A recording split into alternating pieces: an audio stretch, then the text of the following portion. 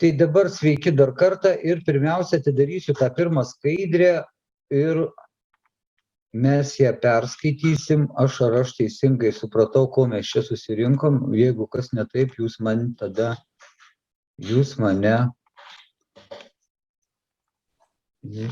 palaukit. Ne, dabar matom. Dabar kurį? Ekraną matom. Baltą dabar atidarė, taip? Dabar kompo buvo desktopas. Desktopas. Pirma. Dabar desktopas, taip? Desktopas. Ir dabar matosi, taip? Taip, puikiai. Skaidrė, pirmoji. Tik tai Aš net reikėtų... man sunku ištarti net šitą pavadinimą jaunųjų antreprenerių klubas. Taip. Logo kūrimo dirbtuvės šiandien, taip? Teisingai, taip, tik tai galim pasidaryti skaidrę per visą ekraną, gal išsididinti. Jo, gali būti išdidinta. F5, Mindaugai. F5. Taip, gerai. F5 tegul būna. Va, tai viena tokia skaidrė pas mus yra. Daugiau čia viskas vyks toliau gyvai. Mes kursime tas skaidrės patys. Nes dabar noriu paklausti, kokiu tikslu mes susirinkom šiandien, Dovydai. Kad žinotume, kokius klausimus uždavinėti ir kokius atsakymų ieškoti. Visų pirma, ką mes šiandien norim naudingai, kaip praleisti šitą laiką. Tai gal pasibandyti bent jau vieną logotipą susikurti arba bent jau idėją logotipą. Susikurti logotipą. Labiau sukurti kiti šitam Erasmus startą. Gerda. Tai aš galvoju išsiaiškinti tiesiog kaip ir taisyklės, kaip turi atrodyti logotipas, kokie. Pačius principus, ne Gerda, sužinoti kūrimo logotipo, pagrindinius principus. Ir Goda. Aš irgi tą patį. tą patį. Dabar gerai, logotipo kūrimo principus. Ar mes kalbėsim apie konkretų logotipą, ar tiesiog apie logotipų kūrimo principus? Jums reikės kažką sukurti, logotipą konkretų? Taip, Ernesta linksti. Taip, mokiniai turės sukurti licėjaus mokinių tarybai logotipą. Ir mokinių taryba skelbs konkursą iki gruodžio 1 dienos, visiems bus išsiųstas pranešimas, kvietimas dalyvauti ir tada bus renkamas jau paskui tas logotipas, kuris kaip ir licėjus turi savo logotipą, taip ir mokinių taryba irgi turės tą logotipą. Vadinasi, reikės mokinių taryba, savivalda mokinių.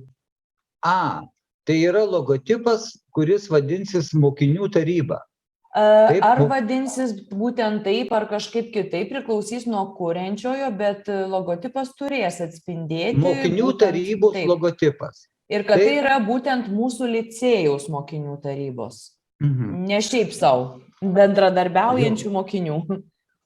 Taip, mūsų licėjaus mokinių tarybos logotipas. Bus skelbiamas konkursas. Ir dabar čia susirinkė, kurie jūs norėsite dalyvauti tam konkurse ir norite sužinoti apie pagrindinius logotipo kūrimo principus. Teisingai supratau?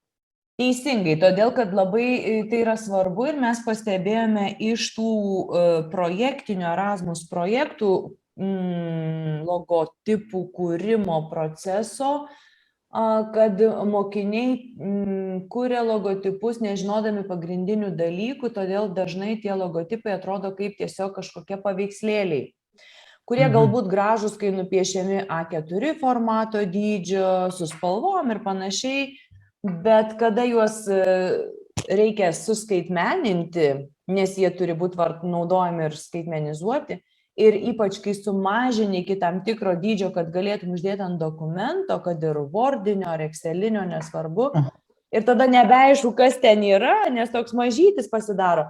Tai vat labai svarbu yra žinoti, kokie yra tie principai, kaip jis turi atrodyti. Formos, dydžiai, spalvos, dar kas nors. Supratau. Vat labai faina dabar išsakė, su kokiom problemom susiduria mokyklos administracija, kai gauna iš jūsų, reiškia, kurtus logotipus ir su kokiam problemom susiduria. Vartotojas jau. Jau kada pateikiamas galutinis variantas, kur jūs įsivaizduojat, kad jis yra galutinis. Ane? Ir dažniausiai tokie vartotojas susiduria su šitokiom problemom. Gerai. Tai dabar pradėsim, nuo ko pradėti. Ane? Tiesiog pradėti. Tiesiog pradėti. Imat pieštuką, logotipas visų pirma, tai yra, pavadinkim taip, kad tai yra jūsų mintys išreikštos grafiškai. Ane? Mintys, ar tai žodžiai išreikšti grafiškai. Imti pieštuką ir pradėti. Užsirašyti reikia kuriamo logotipo pavadinimą. Kaip ir visada, reiškia, pirmiausia, apie ką mes kalbėsime. Tai jeigu mokinių taryba, tai šiandien aš ir siūlau pabandyti konkrečiai, pasimkite visi popieriaus lapus kažkokius, tai, ane? Ir mokinių taryba. Dabar pats procesas, tuojaus atidarysiu vieną. Jeigu kalbant dar tokio, noriu pasakyti, ką yra sukurti logotipą, ką reiškia. Ir būti kūrėju, ne, arba grafiniu dizaineriu. Na, per 1 valandą mes tikrai ten neišmoksim, bet kažką galbūt sužinosim, ko reikia. Ne? Pirmiausia, reikia skaityti tam tikras knygas, ne? Domėtis. Domėtis ir domėtis, skaityti, lavinti įgūdžius ir labai daug domėtis. Dabar aš parodysiu vieną skaidrę.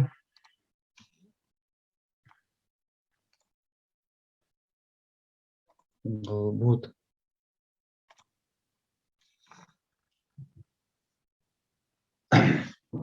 Aš esu įkėlęs netgi, kurią verta knygą, pirmiausia, perskaityti.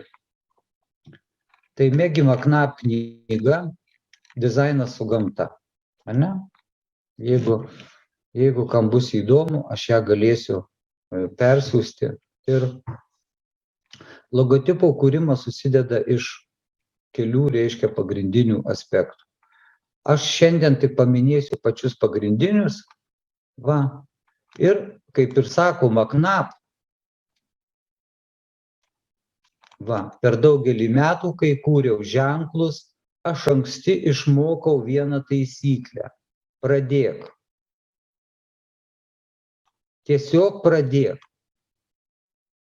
Pirmi piešiniai galbūt ir bus neteisingi, nesvarbu, negalvok.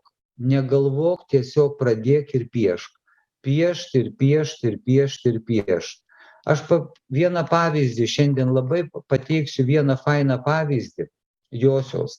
Maggie McNabb yra dizaino edukologė ir dizaino pati dizainerė grafikos. Jinai yra iš Kanados kilusi ir parašiusi knygą, nuostabią knygą Dizainas su gamta yra. Ir jinai viską sudėjo į šitą savo patirtį, sudėjo šitoj knygoj. Aš visą laiką remiuosi ją. Šita knyga yra anglų kalba, bet mes ją išvertėm į lietuvių kalbą. Su pagalba, mano žmonos pagalba. Ir va, jinai pirma vienintelė taisyklė, jinai išmoko taisyklę. Įsivaizduojat, ne logotipų kūrime kažką tai, nes ten ne kažkokia, bet pradėk. Pirmiausia, pradėk. Pirmos koncepcijos gali būti ir neteisingos. Jos gali būti labai tolimos nuo galutinių rezultatų. Bet norint kažką pasiekti, procesą reikia pradėti. Dažnai pastebėsite, kad pirmosios idėjos nukreipia gyvybingą kryptimi. To nesimato esant procese, bet tampa akivaizdu, kai procesą peržiūrite. Taigi, pirmiausia, atrodo, kad galbūt jums chaotiški tie eskizai bus viską, bet jūs pieškit. paskui pasidėsite, kada jūs jau procese tapsite, ne šiaip atmestinai, biški papaišot, bus gerai, bus gerai, žinai. Nu, bet kada visa jau įdirbis jums pasimatys, tada tas procesas įgaus prasmę. Va, kada peržiūrite. Aš pateiksiu vieną jos pavyzdį. Jinai kūrė logotipą veterinarijos kliniką. Ta veterinarijos klinika gydė tik tai smulkius gyvūnėlius, kačiukus ir šuniukus ir kačiukus. Va, pirmas jos eskizas, matot, koksai buvo. Šuniukas toks alepliušinis, užrišta letenėlė, va, rūpesti kažkokį tai, jinai nupiešė, o galutinis, štai, jisai banalus, jisai va, panašus į iliustraciją ir taip toli gražu nuo logotipo dar toli gražu. Bet kad ji gydo šuniukus, užsipiešė jau šuniuką, tokį va gražų šuniuką, dėmėtą, su užrišta, susiūtas, jisai pliušinis, su užrišta kojytė. Bet jinai šitą mintį savo šitaip užpiešė. Ir pagrindas šitos užpieštos iliustracijos mintis slypi va šitoj aprištoj kojelį. Tolimesnį, kiek jinai laiko praleido, jinai nerašo, kiek ji laiko. Gal mėnesį, gal 2, gal 3, aš nežinau, kiek ji dar eskizų buvo padariusi. Bet antras variantas, jinai, kad tai yra letenėlė gydoma. Jau jinai iškelia šitą letenėlę. Pirmiausiai galvoju, kad tie šuniukai yra gydomi, va, liežuviukai iškišėsi tokį, va nuotaiką jinai nupiešė. Ir paskui letenėlė. Va, žinodama, kad kaip universalus ženklas jis turėjo potenciją, aš nusprendžiau apie tai dar pagalvoti, nes vien tik letenėlė labai abstraktu. Kitas projektas mane atitraukė kelioms dienoms, o tada aš staiga atsiminiau Ezopo pasakėčią iš mano vaikystės laikų apie vergą Androcles, kuris ištraukė rakštį iš liūto letenos ir šis kilnus poelgis abiems jiems išsaugojo gyvybę. Nes atsitiko taip, kad jie akis į akį susidūrė Koliziejaus arenoje. Negalėdamas sudraskyti Androlco, liūtas palaižė jo ranką, tuo šokiruodamas imperatorių, kuris abu juos paleido. Matot, su kuo sąsajos susiję. Galbūt iš pradžių tai atrodo sudėtinga, bet jūs tiesiog tas sąsajas paskui ilgainiui suprasite. Jei išniro, aš sakiau, kad domėtis skaityti, nebūtinai apie dizainą skaityti knygas. Ezopo pasakėčia, kurdama šitą logotipą, jei atmintyje iškilo Ezopo pasakėčia, kaip susitiko Koliziejaus arenoje su liūtu. Gal girdėjote, ar skaitėte tokį kas nors? Ne, nebūtinai, galbūt. Jo.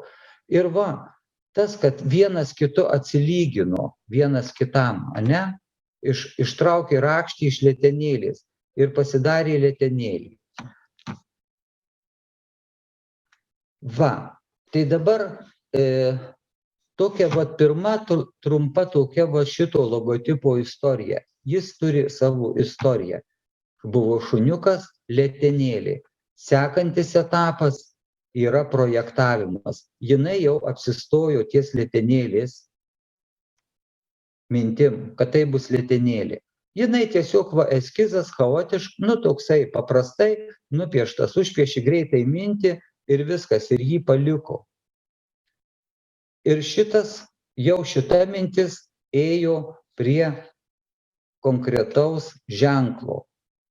Kaip Ernesta minėjo pradžioj, kad va tokį būtų šuniuką, be abejo, sunku eksponuoti kažkur. Jį sumažinus iš jo nieko neliktų, ten kokių 2-3 mm sumažintų man šratinuką uždėti, jau nesuprastum, ten šuniukas ar tigriukas, ar šiaip kažkokia dėmė neaiški.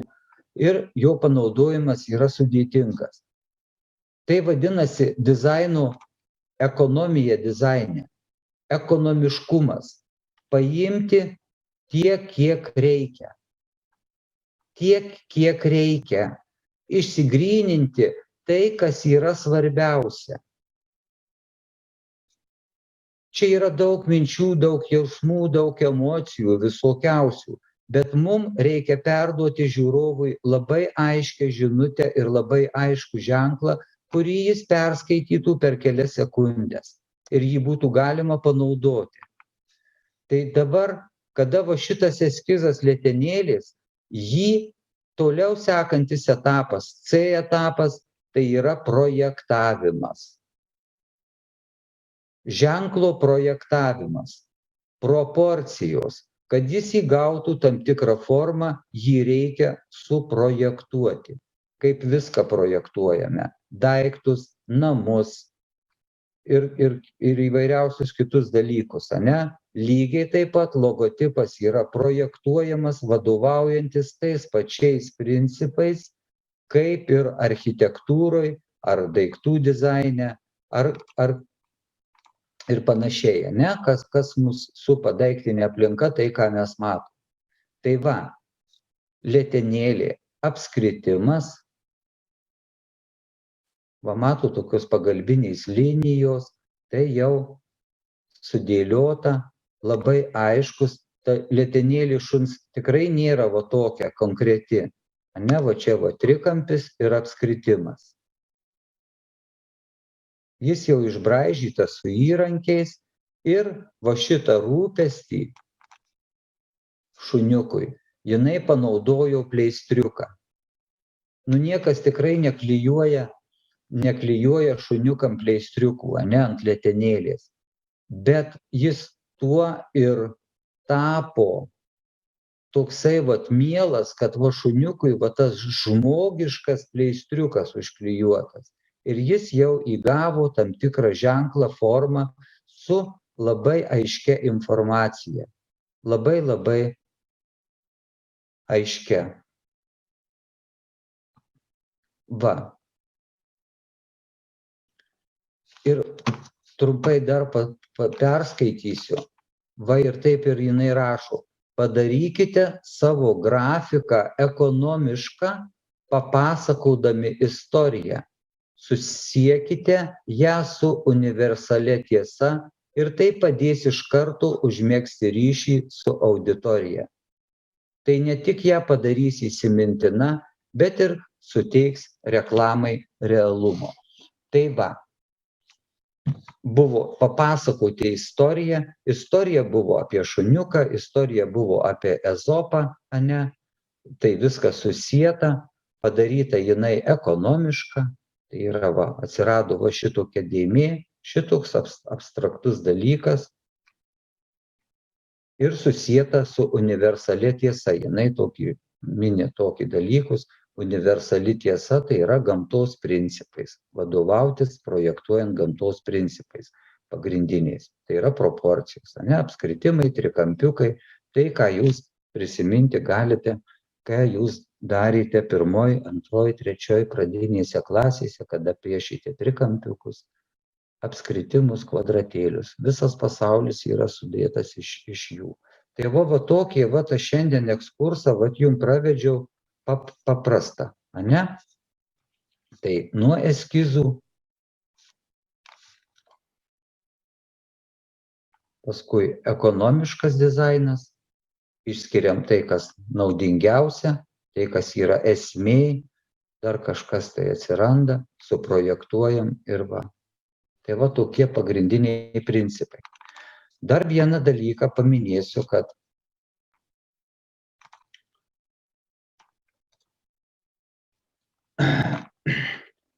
kuriant, pradėti piešti, rašyti, fiksuoti savo mintis ir idėjas. Dar vienas pavyzdys.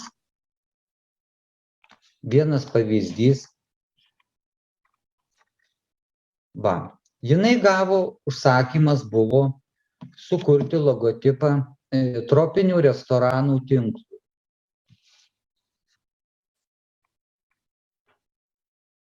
Visi turbūt žinote, kas yra debesų žemėlapis. Jį naudojate visur kitur.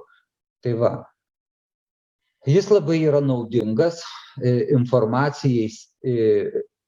pagrindiniai informacijai fiksuoti ir ieškoti ryšių. Tai vadinamas šitas principas, tai yra naudojant žodžių asociacijas. Labai padeda ir geras pagalbininkas, kuriant logotipus. Tai čia užrašom jinai. Centre tai yra logotipų pavadinimas arba organizacijos. Mūsų, jūsų arba šituo atveju, arba kitais atvejais tai būtų, ne šiuo atveju, sakykime, VGTU inžinerijos licėjaus mokinių taryba. Ir čia tada aprašom, kokios asociacijos žodžių asociacijas, kas jum asocijuojasi su šituo, ne? Su mokinių taryba. VGTU inžinerijos licėjaus VGTU taryba. Kaip šituo atveju, dabar čia angliškai yra, jinai užrašė Tropical Fish ir įsivaizduojat, kiek jinai asociacijų aplinkui surinko. Paskui ramiai, tiesiog atsisėdus, ramiai, čia nereikia nieko galvoti. Tie langeliai, kai kurie pradeda šviesti. Vat taip yra. Vat žiūri atsisėdęs vat į šitą visą marmalynę savo, žinai. O tokia atrodo makaliūzo kažkokio prisirašiai, padėjai, kaip detektyvai būna, matyti gal detektyvinius filmus, kas mėgsta, tai pas detektyvus ant sienų būna iškabinta ten šimtai visokių lapelių, visokių atviručių, fotografijų, žemėlapių, paskui dar smeigia tokius smeigtukus ir siūlus tempia tarp jų. Tai va čia lygiai taip pat, jūs kaip detektyvas, va šitie siūlai. Ir paskui jisai žiūri atsisėdęs tas detektyvas į savo tą sieną visą. Ir įsmeikia smeigtuką ir siūlą nutempia. Kaip jam ten susišviečia, aš nežinau, bet tai vadinama intuicija. Ne, kaip sakė Einšteinas, vienintelis vertingas dalykas turbūt yra intuicija. Nes jis visą, ką sukūręs, yra labai daug dalykų, jis neįskaičiavęs, bet iš intuicijos. Va. Tai va, ir parašė Tropical Fish, čia daug visokių žodžių asociacijų su šita žuvim ir čia pažymėjau guppy, tai gupija turbūt, fun, humor, samurajus, nes tai yra japonų restoranas buvo, jinai pasirinko samurajus, fun, kultūra, unikalus ir strange, tai gal keistas, ne? Keistas. Ir iš šitų tada pradėjo juos jungti, piešti ir finale sudėjo štai į šitokį ženklą. Šitų žodžiai tapo va šito ženklu. Tai yra pagrindiniai. Ir tie pagrindiniai principai, čia tada jau projektavimas, jau suprojektuotas jis. Be abejo, paimta spalva Japonija, Japonijos vėliavoj, fone raudonam, gupija, samurajaus uždėti šarvai, samurajaus kardas ir jis truputį keistas, ne? Tokia fun, strange. Va. Ir jūsų, ir užrašė, kas tai yra, jūsų tropinių žuvų ekspertas, ne? Va. Tai vat irgi vienas iš tokių pagrindinių dalykų, kurie pradžiai labai gerai padeda, kaip minėjau, susirinkti informaciją ir ją kažkaip tai susieti ir paversti piešiniais. Iš pradžių piešiniais, o paskui jau suprojektuojamas, abstraguojamas ir virsta į ženklą. Tai va, dabar galbūt tiek ir norėčiau dabar iš jūsų kažką tai galbūt išgirsti.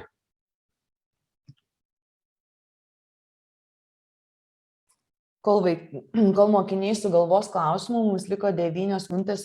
Aš čia dar pas save radau irgi iš savo nesenų pernykščių studijų rinkodaros irgi tam tikros info medžiagos apie logotipus.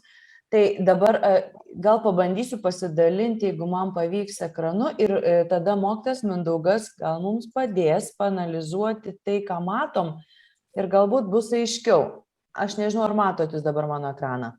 Taip.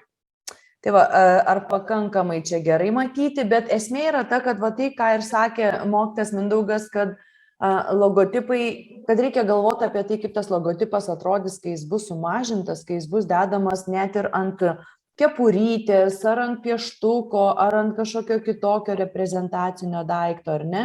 Kiek ten turi būti spalvų, kad tai nesusilietų ir netapti kažkokią makalynę, kad vien tik labai spalvos, bet nebeaišku apie ką, ar ne? Nes aš čia turiu 3 tokias skaidrės, tiesiog paanalizavimui. Viena skaidrė, toliau kaip, čia iš esmės, kaip prieinama nuo labai kažkokių istoriškai senų laikų, bet nuo įmantrių kažkokių Pepsi užrašų iki vien tik tai spalvos likusios, kaip ir atpažįstamas ženklas, jau vien tik iš spalvyno, kai jisai įgauna tam tikrą savo vertę, svorį, bet jau čia per laiką žinoma. Ir dar vienas dalykas, kad gali egzistuoti ir nespalvoti logotipai, arba jūsų spalvotieji logotipai turi nesudėtingai virsti į nespalvotus ir vis tiek atrodyti tinkami, nes kartais ir nespalvota spauda logotipo irgi yra naudojama. Taip kaip ir mes savo licėjaus logotipą turim iš esmės spalvotą, bet ant kažkokių daiktų dedame kuprinyčių ar gertuvių, dedame tą sidabro spalvos savo logotipą. Tai tokios radau dabar klausydama tas skaidres ir galvoju, gal Mindaugas kažką dar čia pasufleruos. Būtų labai faina. Tai tokie pagrindiniai dalykai, ką Ernesta pasakė, tai reiškia, paskui jau eina adaptacija, ne, kad jis būtų lengvai adaptuojamas. Bet tai ateina su patirtim, su laiku. Jūs pradžiai, aš labai noriu dabar vis tiek, jeigu kažkiek klausytės, ką aš kalbėjau, pasakykite bent vieną logotipą, kuris jūsų manimui atitinka tuos pagrindinius tikrai principus ir dizaineris kurdamas truputį turėjus smegenų. Taip aš grubiai pasakiau, gal smegenų visi turim, bet ta prasme jau dizaineriškų smegenų, kurie jau truputį sustatyti, žinojo, ką daro. Arba pasakykit, parodykit bent vieną, pasakykite logotipą, kuris nelabai čia žinoju, ką daro. Dovydai, matau, keli ranką. Kuris? Šiaip manau, kad du visai čia gerai. Yra vienas tas Kauno Veršių gimnazija ir antras ten apačioj dešiniai, tas, kur iš šito auga lapai galbūt. Kur auga ąžuolo lapas iš knygos? Jo, bet užrašo, pavyzdžiui, aš nematau. Net ekrane nematau, aišku, čia gal nekokybiška yra ta, bet aš nematau užrašo, kas ten parašyta. Pagrindinė mokykla. Aš galvoju apie du, arba Kauno Veršių, arba tas apačioj. O Mindaugai, ar aš teisi, ar ne, kažkur esu nugirdusi, kad šiaip geriausias logotipas yra tas, kuris turi tam tikrą formą, ar apvalę, ar kvadrato, bet kad yra įrėmintas dar kažkiek suvokiamai bent jau. Jeigu ir netiesiogiai apibrėžtas, tai turi labai aiškiai įsivaizduojama kažkokią formą. Dabar aš kaip minėjau, per valandėlę mes nepriepsime visko, ne? Dabar labai svarbus yra jo pirminis skaitymas. Tai yra trikampis, apskritimas ar kvadratas. Tai yra kelių pagrindinės universalios formos, kurios veikia žmonės, mes to žinom ar nežinom. Dažnai naudojama apskritimą. Apskritimas naudojamas dėl to, kad tai apjungia mus, ane? Jeigu mes kalbam apie mokinių tarybą, tai aš manau, kad tai yra jungianti, ane? Paskui naudoja daug kur naudojamas, matysite, trikampis. Trikampis rodo į viršų, tai siekti aukštesnių tikslų. Kvadratas tai yra daugiau uždarų organizacijų įvairiausių, tai yra uždara, ane? Į kvadratą, jeigu sustumsim, tai reiškia jisai uždaras yra organizacija. Taip. Tai yra labai svarbu. Tai yra labai svarbu. Kuri pagrindinė, reiškia, Dažnai naudojama apskritimai mokyklų, be abejo, tai yra, apjungianti, vienijanti forma. Tai galbūt ir tikslinga būtų mokinių tarybos dalyti apskritime, ne? Va. Bet net Tai ir čia šitas... Taip, Aš dar turiu klausimą, nežinau, gal aš praleidau, nes šiek tiek vėliau prisijungiau, dėl kriterijų. Kaip dažniausiai yra sudaromi kriterijai, nuo ko pradėti juos sudarinėti? labai gerai, kad paklausai, nes tai aktualu, kadangi skelbsite konkursą ir reikia surašyti kriterijus, ne? Pagrindinius. Logotipų kriterijai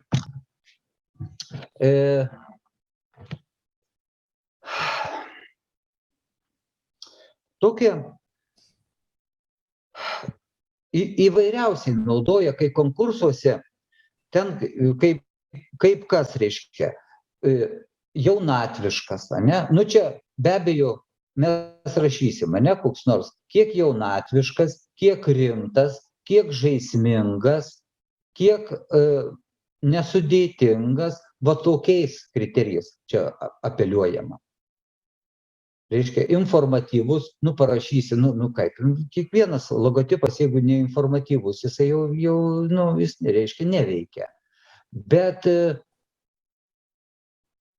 kažką atspindėti VGTU, kad tai yra mūsų licėjaus mokinių taryba, ne? Turi būti panaudotos spalvos, ne? Kad tai yra spalvom ar kažkuo tai asocijuotųsi. Tai tokie pagrindiniai kriterijai. Jeigu jūs atsidarytume tokį, aš jums tik tai pasakysiu užuominą, dizainas 99, man atrodo, arba logo konkursai, angliškas, dabar aš neatsimenu pavadinimo,